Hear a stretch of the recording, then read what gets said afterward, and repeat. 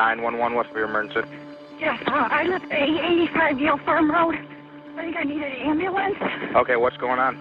The truck fell on my stepson. The truck fell on your stepson? Yes, and we just got home, and I don't think he's alive. Okay, he's pinned underneath the truck? Yeah, my husband's lifting up the truck. His chest is crushed? Oh, my God. This is awful. Levi was 23 when he died. He had left behind 2 young kids and was trying to make a life for himself after a troubled childhood.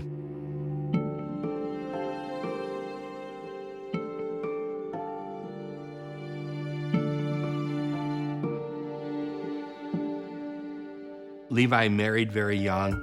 He was a hardworking young man, worked hard to support his family.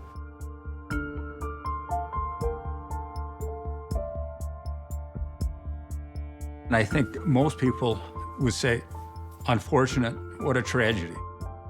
A 23-year-old boy is killed for no reason.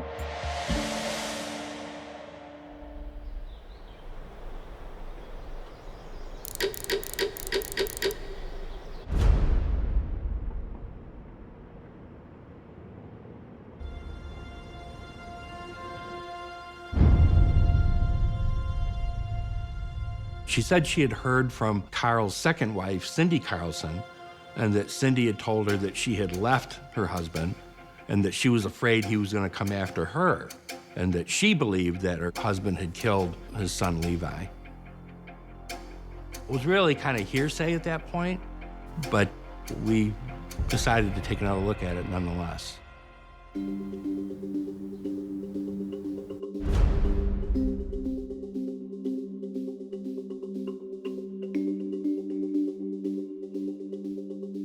17 days before the death of Levi, Carl takes Levi up to a bank and he takes out a life insurance policy on Levi, but with a rider that makes the value of the life insurance policy of $700,000. When I first reviewed the report from 2008, there was no mention of an insurance policy.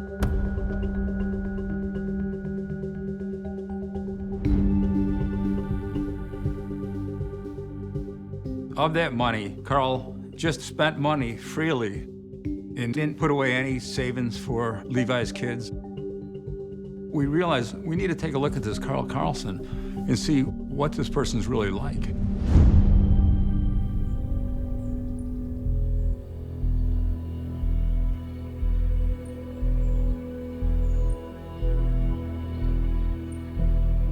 In 1991, Carl and Christina lived with their 3 children in a very small house on a very rural property in the woods. Carl said that the children were down for a nap and that Christina was taking a bath. Carl was out in a work shed and he hears the screams. He just said he managed to rescue his children and pull them out of their windows of their bedrooms. But he was driven back by the flames and the heat when he tried to rescue his wife. I put a call into the investigator that was very passionate about the case back then, and he literally almost broke down crying when he received my call. Oh my God, I always dreamed that someday this call would come, and here it is. Carl gave 3 different versions of what happened that day, how that fire started. He was a volunteer firefighter at one point, so he has some knowledge of fire. He claimed that the dog had knocked over a jug of kerosene. Later, he said that this light blew out. There's different stories as to what the cause was, but it was suspicious.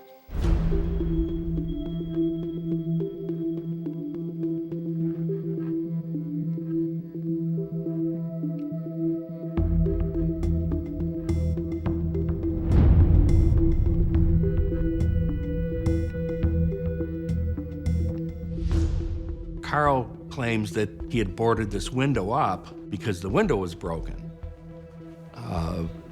He used 17 nails. Christina had a $150,000 life insurance policy on her at the time of her death.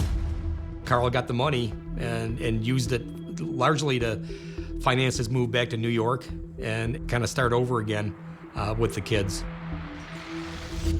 The investigator said he was told, Carl went to New York, he's New York's problem now, and we're not putting the money into this case anymore. Just let it go. But he then said that he photocopied every single record, and they're in a box in my basement.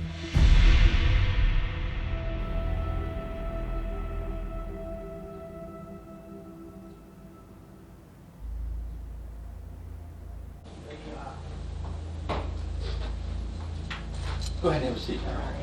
You want me to take care of the paperwork real quick? Will you do that, or you want to be here for that? That's all right. I'll just go ahead and take care of this if you want to start. Yeah. The onset is simply to focus on the death of Levi Karlsen. I was very nervous because so much was relying on this interview. And there was a lot at stake here. If he is the person we think he is, then other people are at risk. Tell us about it. The day that my son died, Yeah. her and I, we had a funeral to go to. Left at 11:30, quarter to 12, somewhere like that. It was on the other side of Seneca Lake. Son was there. He helped me. We were working on the truck, changing the transmission lines, brake lines, the whole 9 yards. Went in, gave him some money, left. Where? Went in the garage, okay? And so we got done with it, talked to him, said goodbye, and so then we left, come back a little after 4, and went out there and found him. What do you mean you found him? I found him dead. Okay. The truck was on him. They come in, tried doing CPR, and he was already gone. Went down to the hospital. We weren't at all surprised he was sticking to the story. You know, a lie stuck to becomes the truth, right? If he doesn't falter off that, it makes it difficult for us to put the case together.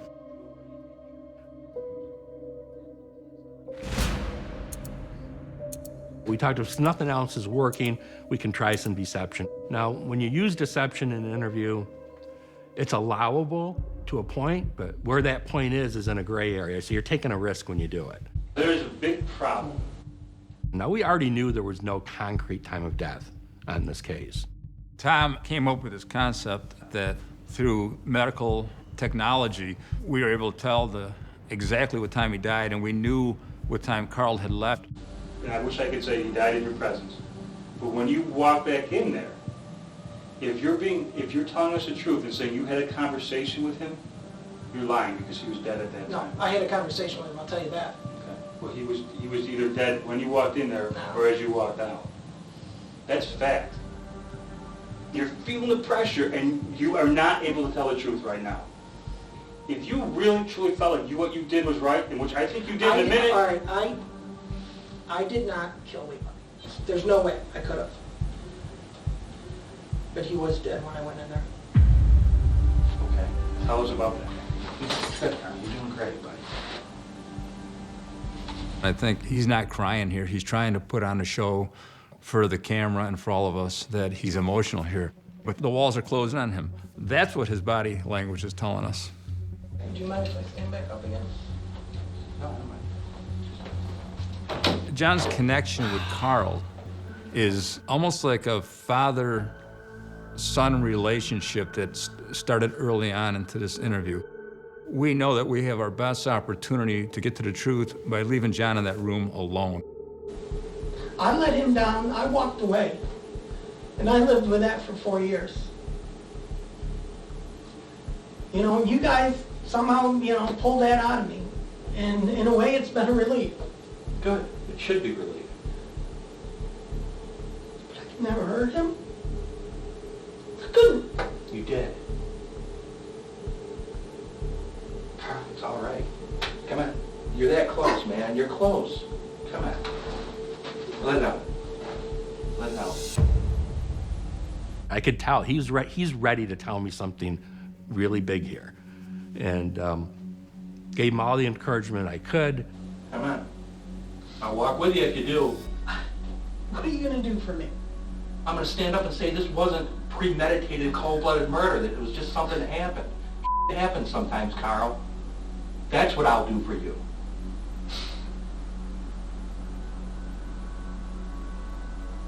It was an accident. I opened the truck door. Okay. When they did it,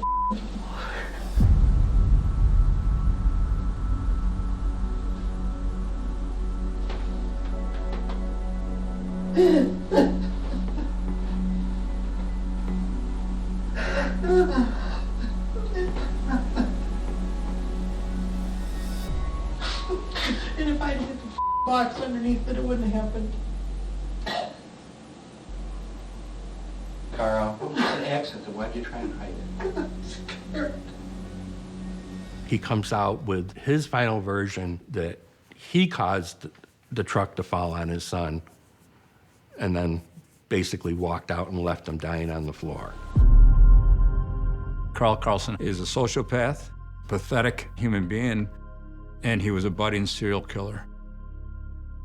I think he derived a high from murder. I think he enjoyed it.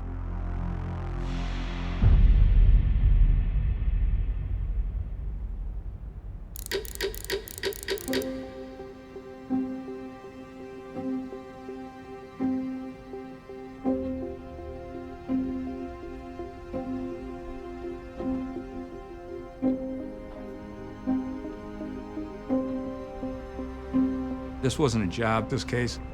This was about Levi. This was about Christina. It was about all the people that got their lives destroyed by Carl Karlsen. The scary part was he took out life insurance policies on his 2 granddaughters. It's insane to even think that you could take out a policy like that and not inform the mother, but he did it. And I have no doubt they were next.